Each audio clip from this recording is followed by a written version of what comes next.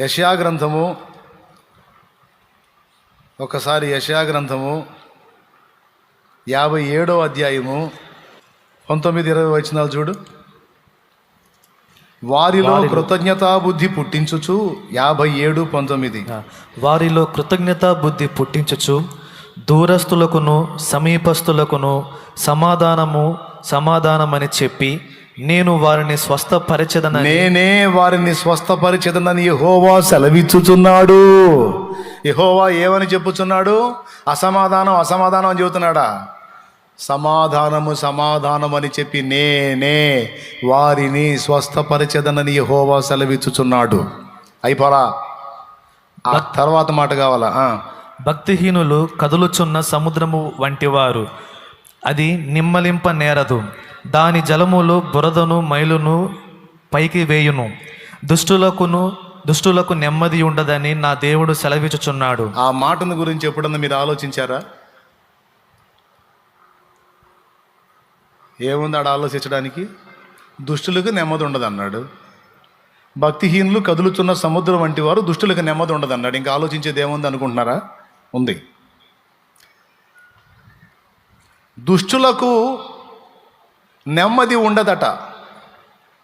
అంటే ఇప్పుడు ఇక్కడ కూర్చున్న వాళ్ళలో నెమ్మది లేకుండా కలవరంలో బతుకుతున్నోళ్ళు ఏ లిస్టులోకి వచ్చారో ఆలోచించుకోండి. వామ్మో, ఏ క్యావురే! మరి అదే, దేవునికి స్తోత్రం కలుగును గాక. మళ్ళీ చెబుతా, నేను చెప్పింది అర్థమైందా మీకు? అంత తేలిక అర్థం కాదనుకుంటున్నాను. అర్థం అయితే చేతులు ఎత్తండి, అర్థం అయిందన్నాని. ఏమర్థమైంది? నెమ్మది లేకుండా కదులుతున్న సముద్రం లాక నెమ్మది లేకుండా అసమాధానంతో బతికేవాళ్ళు దుష్టులు, భక్తిహీనులట. ఇప్పుడు మీలో నాకు నెమ్మది లేదన్నా, అసలు సమాధానం లేదన్నా అన్నోళ్ళు చేతులు ఎత్తండి.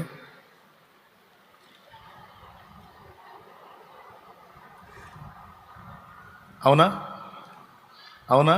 నెమ్మది లేదు, సమాధానం లేదు, కష్టాల్లో ఉన్నాం, కలతల్లో ఉన్నాం. మరి అట్టయితే మీరు ఈ లిస్టులోకి వస్తున్నారు. ఏ లిస్టులోకి వస్తున్నారు? భక్తిహీనుల లిస్టులోకి వస్తున్నారు. మరి భక్తుల పని ఏంటి అంటే ముగ్గురు నలుగురు చేతులు ఎత్తే వాళ్ళకి అర్థం కాల. మిగతా వాళ్ళందరికీ అర్థమైంది. ఎందుకు అర్థం కాదు? ముదురులు మావులోళ్ళ. ఇప్పుడు చెప్తున్నాను వినండి. భక్తి పరులకు దేవుని మీద ఆనుకునే మనసు ఉంటుంది. దేవుని మీద ఎవరైతే పరిపూర్ణంగా ఆనుకుంటారో, ఆధారపడతారో, వాళ్ళ నెమ్మదికి ఏ ఢోకా ఉండదు. ఒక పక్క ఊరు కొట్టకపోతున్నా సరే నిమ్మళముగా నెమ్మదిగా ఉండగలుగుతారు. భక్తుల తత్వం అది.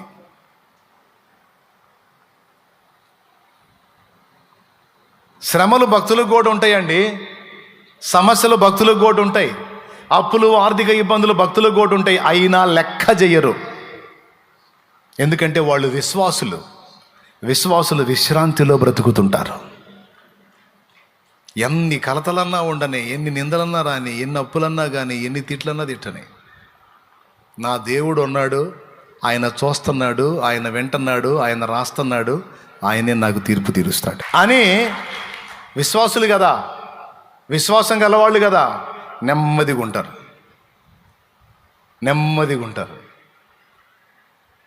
ప్రశాంతంగా ఉంటారు. మరి దుష్టులకి విశ్వాసం ఉండదు. విశ్వాసం లేని హృదయాలను దుష్ట హృదయం అన్నాడు. వాళ్ళకి నెమ్మది ఉండదు అన్నాడు. ఇప్పుడు ఇక నెమ్మది లేని జీవితం జీవించొద్దు. ఇక నుంచి నా దేవుడు ఉన్నాడు, నేను ఆయన మీద ఆనుకున్నాను, ఇది మొదలుకొని నాకు నెమ్మది, సమాధానం. చెప్పండి, నేను నా దేవుడి మీద ఆనుకున్నాను, నా హృదయం నెమ్మదిగా ఉంది, ఏదైనా ఆయనే చూసుకుంటాడంటే చేయొచ్చు.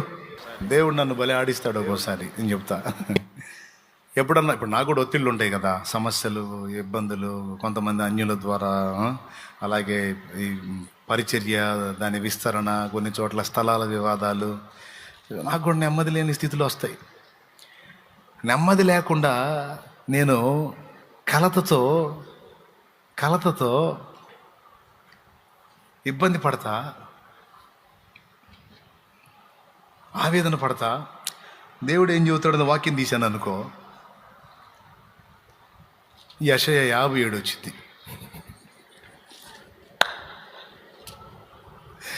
అందులో ఏముంటుంది తెలుసా? దుష్టులకు నెమ్మది ఉండదు అంటాడు.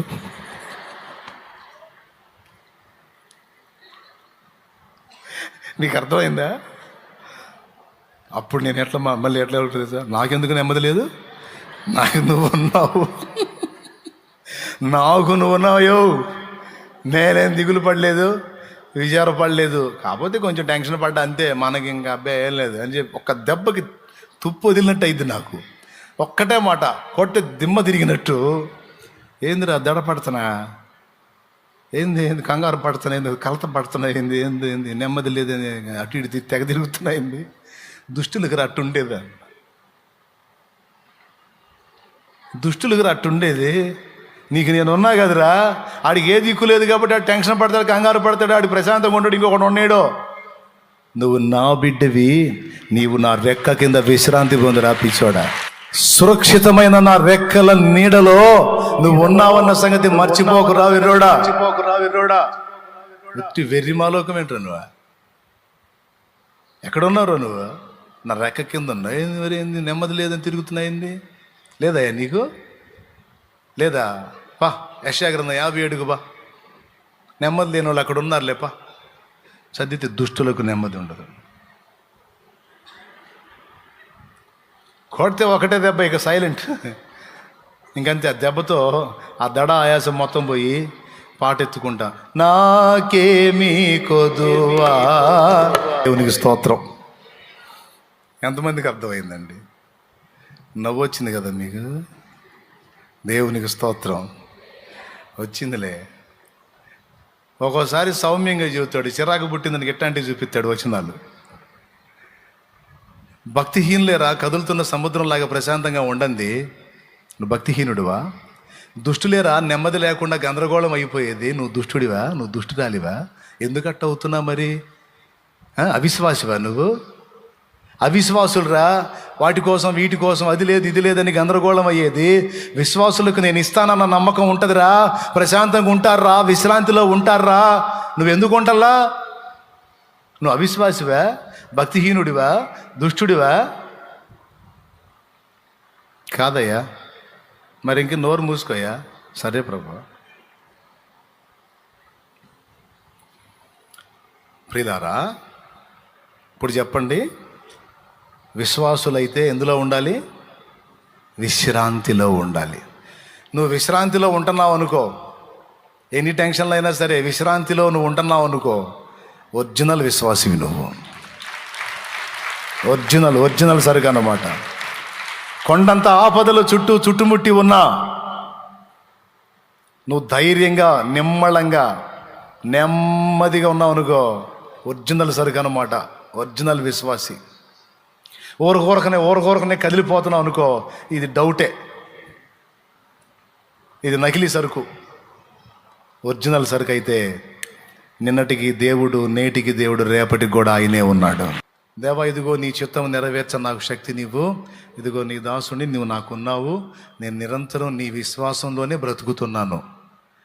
నాకు భయం లేదయ్యా, నాకు టెన్షన్ లేదు. నా తండ్రివి నువ్వు ఉన్నావు, నువ్వే చూసుకుంటావు. దేవా, నాకు తెలీదు, నేను ఇంతే అనుకుంటానండి. నా పర్సనల్ చెప్తున్నా కదా.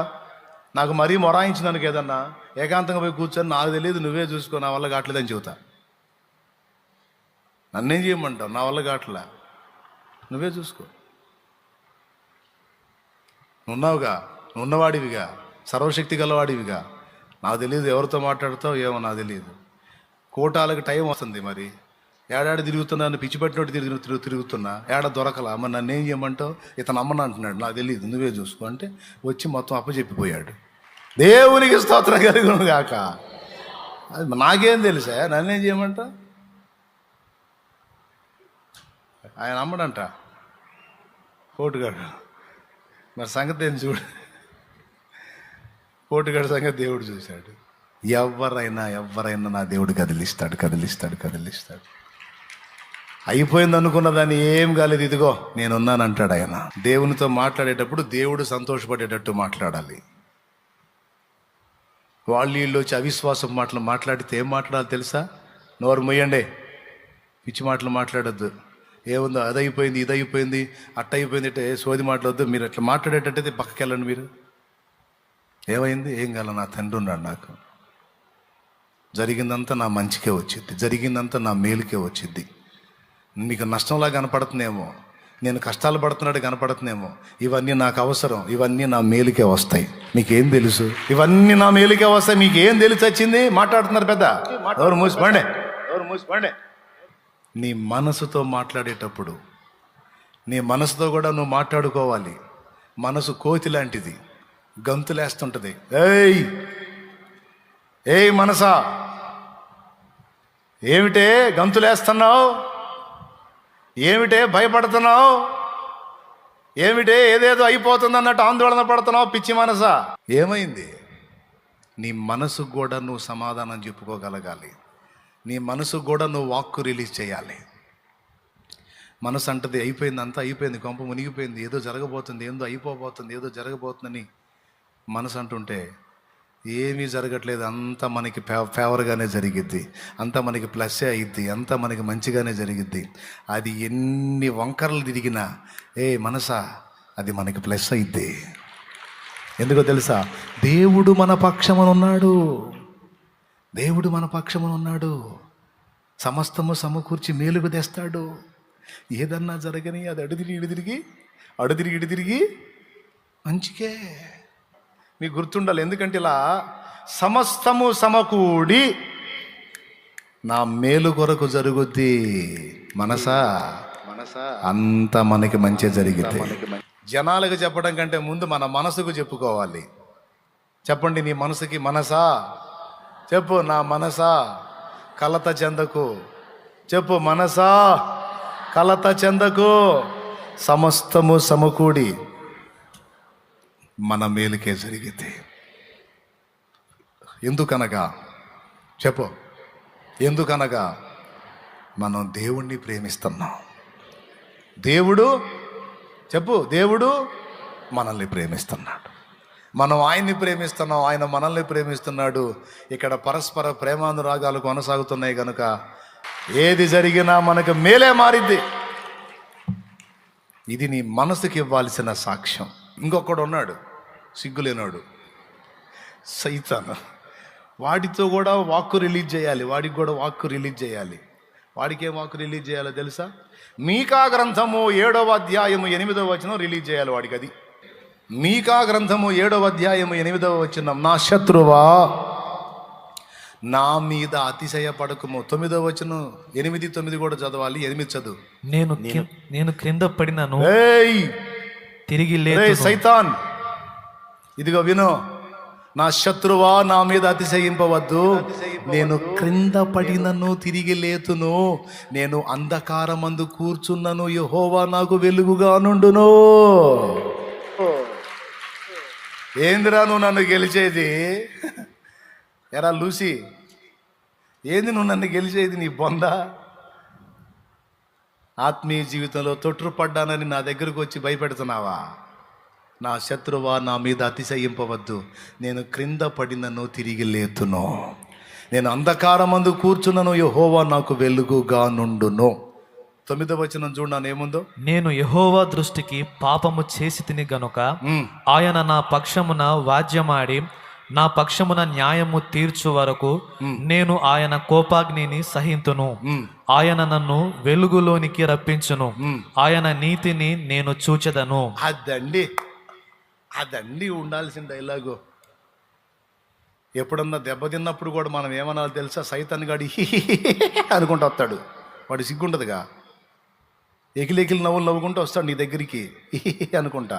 అప్పుడు చెప్పరా, శత్రువా నా మీద అతిశయపడవద్దు, నేను క్రింద పడినను తిరిగి లేతును. ఎందుకు?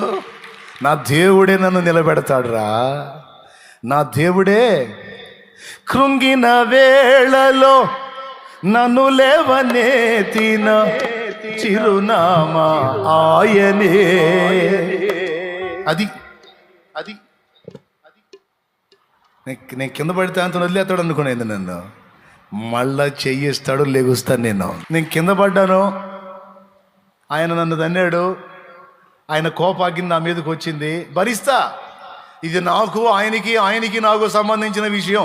నువ్వెవడివిరా నా ముందుకు వచ్చి అంటున్నావు? ఆయన మా నాన్న, నేను ఆయన కొడుకుని. ఆయన మా నాన్న, నేను ఆయన కూతుర్ని. మా తండ్రి కూతుళ్ళ వ్యవహారం, మా తండ్రి కొడుకులు ఎవరు? నీకెందుకురా లూసి? నా శత్రువా, నా మీద అతిశయింపవద్దు. నేను కింద ఉండేవాడిని కాదు, నన్ను నా తండ్రి లేపుతాడు. లేవనెత్తువాడు నా దేవుడు. ఏం చేస్తాడు? శృతి ఉన్న పాటలకు విలువలు ఉన్నట్లే కృతజ్ఞతనిచ్చావు, కృపలో నిలిపావు.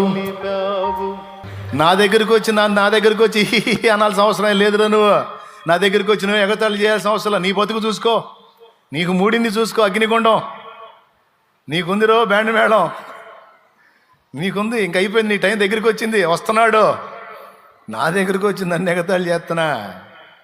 వాడు వస్తాడు, నీ మనసులోకి వస్తాడు, నీ మనసుని కదిలిస్తుంటాడు, వాడు సిగ్నల్స్ పంపిస్తుంటాడు. అయిపోయిందిగా నీ పని, చేసావుగా, తేడా పడ్డావుగా, జారి పడ్డావుగా, నడువులు ఇరిగినాయిగా, అయ్యిందిగా నీకు. ఇంకెట్ట ఒప్పుకుంటాడులే దేవుడు. పెద్ద అసహ్యుడివి నువ్వు, అసహ్యురాలి నువ్వు నీ బతుకు, నువ్వు నీ కథ నీ మనసులోకి పంపిస్తుంటాడు వాడు సిగ్నల్స్. అప్పుడు వేయాలా కేకరేయ్, నువ్వెవడివిరా? అడుగులు జారి పడ్డా, నా తండ్రిని వేడుకుంటా. నేను తేడా పడ్డందుకు నన్ను తంతాడు, సహిస్తా, కోపాగ్ని తట్టుకుంటా. అయితే కోపించుచునే వాత్సల్యం చూపేవాడు రా మా నాన్న. కోపించుచునే వాత్సల్యము నాపై. అదిరా మా నాన్న అంటే. మా నాన్నకి హక్కు ఉందిరా, నన్ను తన్నే హక్కు ఉంది, నన్ను చంకనెత్తుకునే హక్కు ఉంది, నన్ను భుజాన్ని వేసుకునే హక్కు ఉంది. మా నాన్న నన్ను గద్దించే హక్కు ఉంది.